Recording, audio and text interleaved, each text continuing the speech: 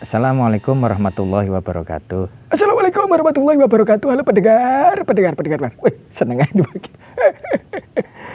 Mas Alek, gimana kabarnya Mas Alek? Baik, Mbak Gito gimana kabarnya? Oh, sehat dong saya, Allah. Seperti biasa saya segar bugar.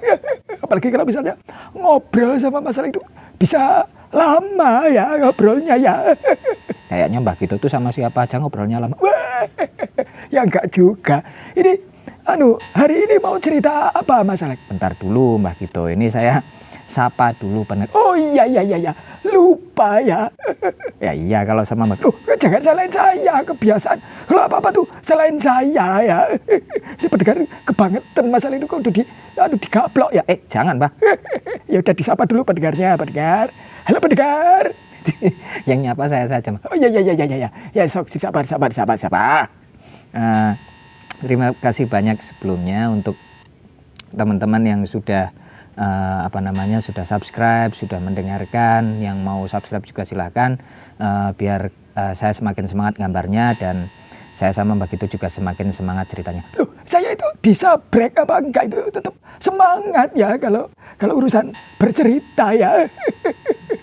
Iya, kalau Mbak Gito tuh memang doyan dopil.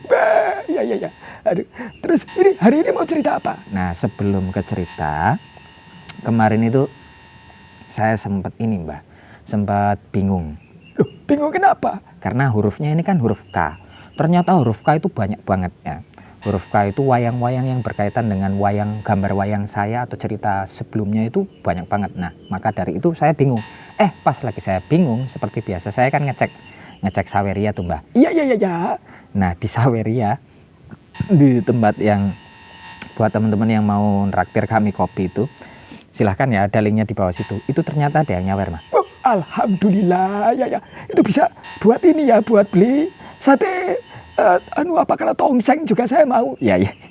Nah, ini ada yang nyawer dari Dri ya, Mas Dri ya, nama channelnya dan nama emailnya itu tertutup di situ ya. Udah nggak bisa lagi, saya sekarang ini udah nggak bisa lihat email siapa yang ngirim. Beberapa sih bisa, tapi yang ini mungkin disetel, ditutupi ya. Dari Dri itu terima kasih banyak sawerannya, dan beliau itu request Pak. Oh, request apa dicerita? Ya, cerita dan gambar. Dan yang di request adalah gambar dan cerita karena, dan mintanya itu gambar karena Gagrak Cirebon. Wah, ini adalah yang saya tunggu-tunggu juga Mas Alek ya. Oh, nunggu cerita karena juga. Iya, soalnya saya tuh kalau sama karena tuh ya seneng ya, orangnya tuh gagah terengginas ya, tangkas ya, tapi tuh surem ya. Iya, tapi surem ya Pak ya. Iya, karena itu ceritanya tuh heboh ya, maksudnya tuh menggelegar ya, tapi tuh surem hidupnya tuh ya. Tapi ya nggak apa-apa ya, saya tuh suka ya karena dramanya itu banyak banget ya kalau si Adipati Karna itu ya. Jadi itu ceritanya gimana itu karena itu. Nah, sebelum ke cerita, sekali lagi saya ucapkan terima kasih untuk Dri udah nyawer. Itu sangat bermanfaat banget buat kami berdua. Yang lainnya juga kalau mau nyawer silahkan loh, di situ ada linknya di bawah situ. Dan seperti permintaannya Gagrak Cirebon, dan alhamdulillah saya bisa nuruti lah kalau Gagrak Cirebon, walaupun nggak pinter-pinter banget itu tak gambarkan. Jadi buat pemirsa juga tahu bahwa setidaknya itu adalah gambar yang saya bikin adalah gambar wayang karena Gagrak Cirebon. Nah, ceritanya karena itu ceritanya panjang banget Mbak. Oh ya nggak apa-apa, panjang juga kalau saya seneng. Ya kan belum tentu ada pendengar yang suka juga kalau ceritanya panjang-panjang. Lah ya kan dipotong-potong ya. Ya betul, dipotong-potong. Maka dari itu nanti saya potong-potong seperti di cerita-cerita sebelumnya yang panjang itu. Karena ceritanya karena itu panjang, dan penggalan ceritanya itu pembukanya yang karena itu sudah ada di wayang yang Kunti. Jadi teman-teman bisa langsung ngecek yang di Kunti itu seperti apa kelahiran karena ya, walaupun itu ada sedikit ya di sana yang ketemu sama Resi Durwasa itu. Oh iya, saya sudah dengerin ya. Lah kalau berarti ini lanjutannya ya. Nah, biar nggak terlalu panjang. Ya sudah, langsung diceritakan saja Mas Alek ini, enggak kedawan-dawan ya. Iya, enggak kedawan-dawan. Baik. Nah, jadi setelah dilahirkan itu, nanti teman-teman bisa ngecek ya yang digambar wayang yang Kunti, cari aja di bawah-bawah itu. Nah, setelah dilahirkan karena itu kemudian dihanyutkan di sungai. Tentu saja itu dihanyutkannya ditaruh di peti, di keranjang yang bagus, yang aman ya, bentuknya perahu itu, dan dihanyutkan di sebuah sungai. Waktu karena dilahirkan itu dia sudah lengkap menggunakan baju perang ya. Jadi baju perangnya itu nempel melekat di tubuhnya, nggak bisa dilepas. Itu nanti kalau mandi gimana? Ya nggak tahu pokoknya. Jadi baju perangnya itu sudah melekat di dalam kulit, di atas daging. Jadi udah itu, dan baju perangnya itu bertumbuh seiring dengan tubuhnya karena ya. Jadi dari bayi kecil gitu baju perangnya nanti tambah gede juga tambah ikut juga. Oh, jadi kayak ini ya, kayak apa namanya, kerang ya. Nah, kayak kerang. Nah, dan karena juga memiliki anting-anting sakti, yang mana ketika anting-anting sakti itu dikenakan bersamaan, tentu saja bersamaan dengan baju perangnya, tidak ada satupun senjata yang mampu melukai tubuhnya karena. Bahkan trisulanya Siwa sendiri itu nggak bisa menembus kulitnya karena. Hebat sekali ya karena itu ya. Ya memang, tapi surem, Mbak. Ya itu, aduh, ada. Lalu gimana? Nah, kemudian setelah dihanyutkan itu, karena perahu kecil itu terdampar di sebuah sebuah rerumputan di sana, di eceng gondok, dan ditemukan oleh seorang kusir namanya Adirata. Dia adalah kusir dari kerajaan Astina ya, di Wangsa Kuru sana.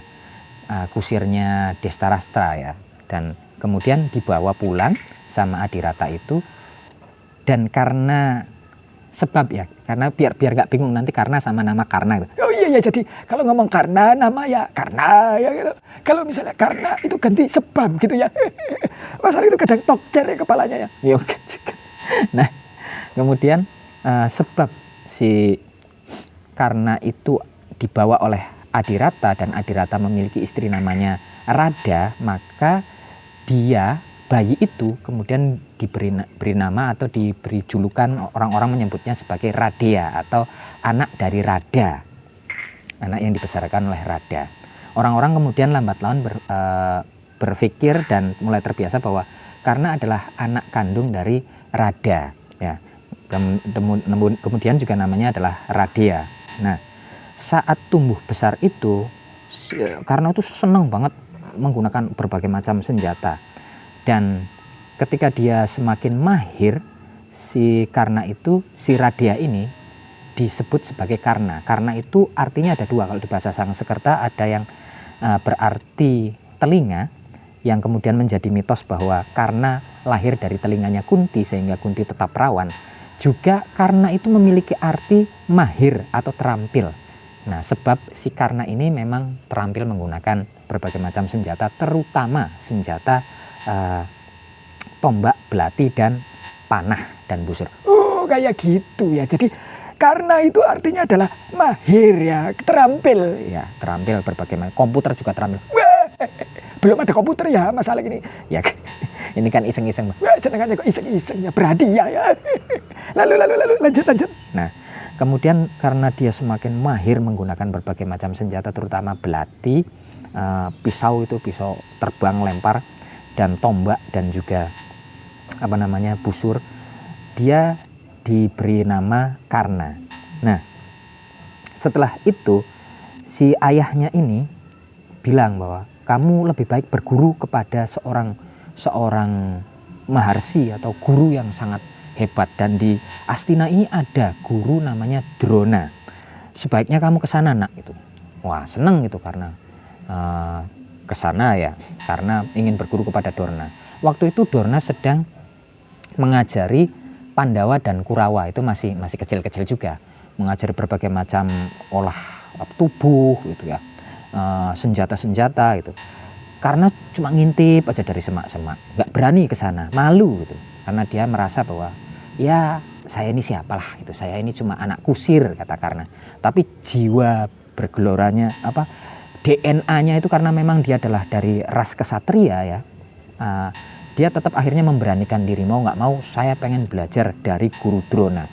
Saat lagi ngaso nih anak-anak Pandawa dan Kurawa lagi pada istirahat, kembali ke tempat, ke kantin gitu. Nah kemudian si Karna ini muncul dari semak-semak dan bilang, Drona gitu, saya pengen berguru kepada Anda. Tapi waktu itu Drona melihat, sik, kamu anak siapa? Saya anak Adirata. Wah, nggak bisa gitu. Saya cuma mau ngajari bangsa kesatria itu, dari ras kesatria. Kamu anak kusir itu, kamu anak supir. Saya nggak mau ngajari anak supir. Wah, sakit hati itu waktu itu. Oh iya ya, kadang tuh ya begitu ya. Saya itu aduh ngenes banget kadang-kadang itu kalau ada orang yang disepelekan itu ya. Nah, terus itu gimana? Nah, kemudian karena itu langsung, waduh, udah bilang mau desek kayak gimana juga nggak bakal diajari, karena Dorna udah bilang kayak gitu. Si Dorna hanya mau mengajari dari ras kesatria, sementara dia cuma anak kusir gitu. Kemudian karena dengan sakit hatinya itu, tapi semangatnya masih membara, pengen belajar berbagai macam keterampilan dan kesaktian, apalagi senjata-senjata itu. Akhirnya dia mikir, sebentar, saya harus, kalau begitu saya akan balas Dorna ini dengan cara yang lebih keren gitu. Bukan menyakiti Dorna secara fisik, tapi saya akan menyakiti dia secara psikologis gitu. Caranya gimana itu? Nah kemudian karena itu mencari tahu gurunya Drona itu siapa. Nah kemudian ternyata guru, setelah dia googling gitu. Karena googling ya. Iya, mungkin ini kan waton ya. Masa itu senang aja tuh, iseng-iseng berhadiah ya. Ada karena kok googling ya. Lalu gimana itu setelah googling? Ditemukan siapa tuh? Setelah googling, karena akhirnya tahu bahwa gurunya Drona adalah Parasurama. Oh sih, bergawa yang ada di gambarnya Mas Alek yang di bawah-bawah itu ya. Iya betul. Nah kemudian, oh ternyata gurunya adalah Parasurama, adalah Bhargawa. Sebentar kata Karna. Bukankah Parasurama atau Bhargawa ini adalah guru dari Bhisma? Bhisma adalah orang yang sangat sakti, yang sangat keren. Wah, kalau begitu saya harus berguru kepada Parasurama. Dan pergilah dia ke sana, ke mencari Parasurama di mana itu. Dia akan berguru kepada gurunya Dorna dan gurunya Bhisma. Pasti lebih tokcer, lebih sakti daripada berguru sama Dorna. Udah disepelekan, dia cuma murid dari Parasurama. Saya harus berguru pada gurunya itu. Wah, langsung. Wah, itu hebat sekali ya karena. Nah, kemudian karena pergi itu. Nah, Pak, waktu itu karena sudah tahu bahwa Parasurama, dan terkenal sekali itu si Bhargawa atau Parasurama itu, bahwa dia sangat benci terhadap kesatria. Tapi waktu itu karena itu tidak berpikir bahwa dia adalah dari bangsa kesatria. Orang dia berpikir dia adalah anak dari Adirata itu, anak dari Rada. Makanya dia namanya Radea. Waktu itu berguru, memperkenalkan diri, ditanya kamu siapa itu. Saya nama saya adalah Radea. Orang-orang memanggil saya Karna. Nah saya terampil menggunakan senjata, saya pengen lebih terampil lagi dari guru. Kamu kesatria bukan? Bukan, saya anak kusir. Oh ya udah, sini tak ajarin. Nah waktu itu kemudian diajari berbagai macam keterampilan oleh si Parasurama, oleh Bhargawa itu, hingga pada suatu saat. Hingga pada suatu saat, nah ini kayaknya tuh ada, kalau ada penekanan seperti itu kayaknya tuh ada sesuatu yang urgent ya. Iya, urgent. Nah hingga pada satu saat si Karna itu selesai berlatih, Parasurama ngantuk. Oh, ngantuk ya. Kemudian leyeh gitu. Kayak saya biasa dengerin cerita masalah itu leyeh. Iya, nah leyeh. Waktu ngantuk itu si Parasurama pengen bubuk. Pengen bubuk. Nggak ada kasur. Nah waktu itu, nah pengen tidur di pangkuannya, di pahanya si kepalanya itu ditaruh di pahanya Karna atau Radea itu. Ya dengan senang hati, ya silahkan guru gitu. Nah si Karna naruh bersila, kemudian Parasurama atau Bhargawa itu menaruh kepalanya di pahanya Karna sebagai bantal. Nah ini habis ini ada sesuatu yang urgent ya. Nah iya, saat tidur lagi nyenyak-nyenyaknya, tiba-tiba karena yang duduk bersila itu, yang pahanya dijadikan bantal oleh Parasurama, pahanya digigit oleh serangga. Waduh, itu apa tuh, walang sangit atau? Yang bukan Mbak Masa, walang sangit. Ya siapa tahu ya. Pokoknya ini serangganya mungkin tawon, Mbak. Oh kok tawon ya? Ya tawon pemakan daging itu kan ada, Mbak. Oh iya, bukan lebah ya? Bukan, lebah itu makannya nektar, daun-daun yang daun mawar itu saya pernah lihat, tapi lebih banyak ke nektar. Nah itu ada tawon gede diantup itu apa Mbah? Disengat. Oh iya disengat. Ini bahasa Indonesianya kacau ya masalah itu ya. Ya nggak gitu Mbah. Setelah disengat. Nah pas disengat itu kan sentet gitu. Nah tapi karena menahan diri, dia menahan diri, pokoknya jangan sampai saya itu bergerak sehingga membangunkan guru saya, karena guru saya ini terkenal pemarah gitu, dan dia lagi tidur nyenyak-nyenyaknya di pahanya, kepalanya ditaruh di pahanya si Karna itu. Jadi karena tidak ingin membangunkan, dia menahan rasa sakit itu, pahanya dientup dan taringnya si Lebah. bukan lebah Mbak. Oh tawon. Nah ya tawon itu gigit, dikunyah-kunyah sampai berdarah pahanya Karna itu. Nah sampai kemudian si tawon itu pergi, tawon besar, tawon gede itu pergi. Nah tibalah saatnya Parasurama bangun. Saat bangun dia mengelap mukanya, tangannya itu ternyata pas meraba pipinya sendiri itu kok basah, dan pas dilihat loh kok darah. Kaget Parasurama, ini darah siapa itu? Nah ini darah siapa? Pas ditoleh, kok pahamu kok berdarah itu kenapa? Murid itu. Oh ya karena ditanya gitu ya, kenapa pahanya berdarah? Nah kenapa pahanya berdarah itu? Mbah itu, guru itu. Oh ya kok mbah bilangnya ya guru ya.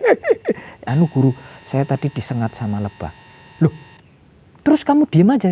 Iya Mbak, saya kan tidak ingin membangunkan guru dari tidurnya. Langsung diem Parasurama, dia diem aja. Terus si Karna nanya, loh ada yang salah guru itu? Yang salah adalah saya. Loh kok bisa guru? Karena sebab. Oh sebab, jangan karena nanti ketuker ya sama nama Karna ya.